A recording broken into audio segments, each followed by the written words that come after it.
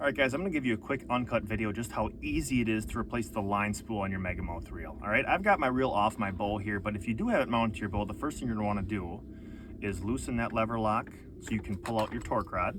I'm gonna loosen this thumb screw here so I can slide my reel off that Picatinny rail. Off with the cone.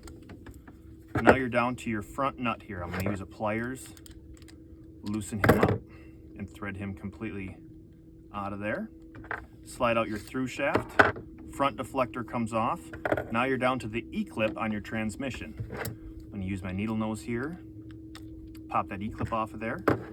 Rear deflector comes off, and now you're down to your line spool. I'm gonna pop off that line spool, but I am gonna reuse that bearing that sits in that spool, all right?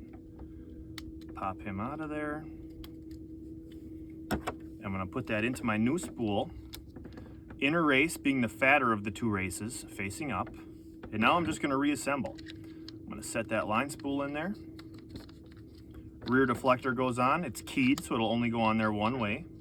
I'm gonna push down on that rear deflector to expose the slots on my transmission to put that E-clip back in there. There we go. Front deflector, gonna go back on there. Through shaft, back through. Thread on that front nut.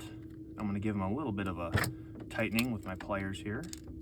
There we go. I'm gonna grab my line, feed it through the cone, give that cone a twist so it locks in place. Picatinny rail, thumb screw to hold it in place there. Torque rod slides back in my lever lock. I'm gonna lock him in place. Feed the line through, and there you go. Line spool replaced. You're ready to get back out and shoot some fish.